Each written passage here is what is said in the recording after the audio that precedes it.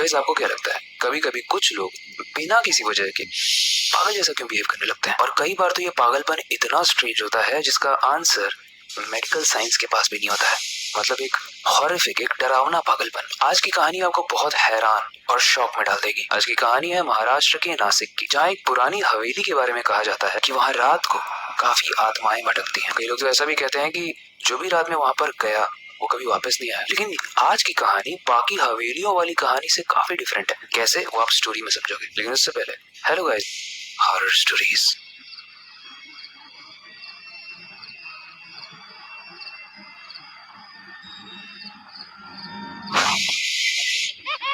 कैसी कहानी है प्रिया की, 22 साल की लड़की जो अपने पेरेंट्स के साथ नासिक में रहती थी। प्रिया को एक्टिंग का शौक था और ऑडिशंस के चक्कर में अक्सर वो अपने पेरेंट्स से झूठ बोलकर बाहर निकल जाती थी। उसका सपना था कि वो बॉलीवुड की एक मशहूर हीरोइन बने, लेकिन उसका ये शौक उसके जीवन का सबसे बड़ा भूल साबित हुआ। कैसे, ध्यान से सुनना। एक रात जब सब घर में सो रहे थे, तभी प्रिया के फोन पर एक मैसेज आता है, midnight audition, urgent requirement. Message में एक बहुत बड़ी लोकेशन का नाम लिखा था जिसकी अंदर की लोकेशन हिडन थी, और उसमें लिखा था कि एग्जैक्ट लोकेशन तभी मिलेगी जब आप कैब के अंदर बैठकर स्क्रीनशॉट भेजोगे। प्रिया बहुत एक्साइटेड होती है, उसे लगता है कि शायद अपॉर्चुनिटी है, और ऑडिशन चलते भी रहते हैं रात दिन। तो प्रिया कैब बुक कर लेती है, और जब उसके पेरेंट्स पूछते हैं कि कहाँ जा रही हो भाई इतनी रात को, तो वो बोलती है मैं अपने दोस्तों के साथ एक्चुअली ग्रुप स्टडी करने जा रही हूँ। कैब का ड्राइवर सिद्धार्थ एक पढ़ा लिखा आदमी था। वो सिर्फ शौक के लिए कैब चलाता था, और जब सिद्धार्थ ने प्रिया को कैब से उस लोकेशन पर छोड़ा जो लोकेशन प्रिया के मोबाइल में आई थी, तो वो दिखता है ये एरिया काफी सुनसान और डरावना है। वहाँ कोई दुकान नहीं, कोई रौनक नहीं, बस अंधेरा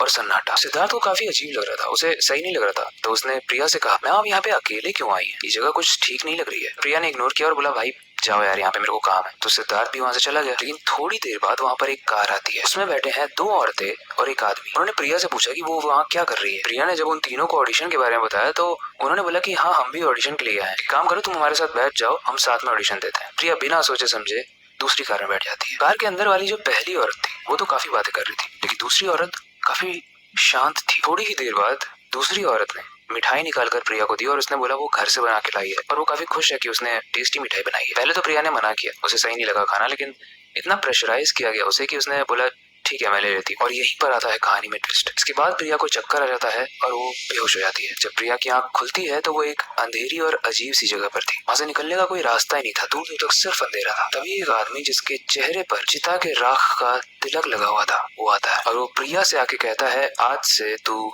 मेरी गुलाम है, जो मैं कहूंगा वही तो करेगी। और वो प्रिया की आंखों में आंखें डालकर बोल रहा है, और ऐसा लग रहा था कि वो कोई तंत्र विद्या भी कर रहा है करते हुए। प्रिया हिप्नोटाइज हो जाती है, और इसमें कोई शॉकिंग बात नहीं है कि प्रिया बिना किसी का विरोध किया उसकी हर चीज मान लेती है, क्योंकि वो हिप्नोटाइज हो चुकी थी। 3 महीने तक उस आदमी ने प्रिया को अपने पास रखा। कभी उसे झाड़ू पोछा करवाता, कभी खाना बनाता, कभी उससे डांसिंग, सिंगिंग, कुछ भी करवाता था, और हर चीज प्रिया बिना शिकायत के करती थी। एक दिन वो आदमी प्रिया को बोलता है अपने बाल काटो, और प्रिया अगेन बिना किसी शिकायत के अपने बाल काट देती है। वो बाल जो लड़कियों को बहुत पसंद होते हैं, उनकी बहुत केयर करती है। लेकिन प्रिया ने एक बार भी नहीं सोचा। लेकिन कहानी अगली तब होने लगती है जब वो तांत्रिक प्रिया को बोलता है अपने कपड़े उतारो, और प्रिया अगेन बिना सोचे कपड़े उतार देती है। वो तांत्रिक हर तरीके से प्रिया को इस्तेमाल करता है, और इसका रीजन गाइस जानते हो क्या था? वो मिठाई जो उसने उस कैब में खाई थी। प्रिया 3 महीने तक उस भूतिया जैसे दिखने वाले घर में बंद थी। लेकिन जब सिद्धार्थ ने ये चीज पुलिस को बताई थी तो पुलिस तब से इन्वेस्टिगेशन कर रही थी, और फाइनली पुलिस उसी लोकेशन पर पहुंचती है, और जो देखती है वो देखने के बाद पुलिस के जमीन खिसक जाती है। वहाँ 4 से 5 लड़कियां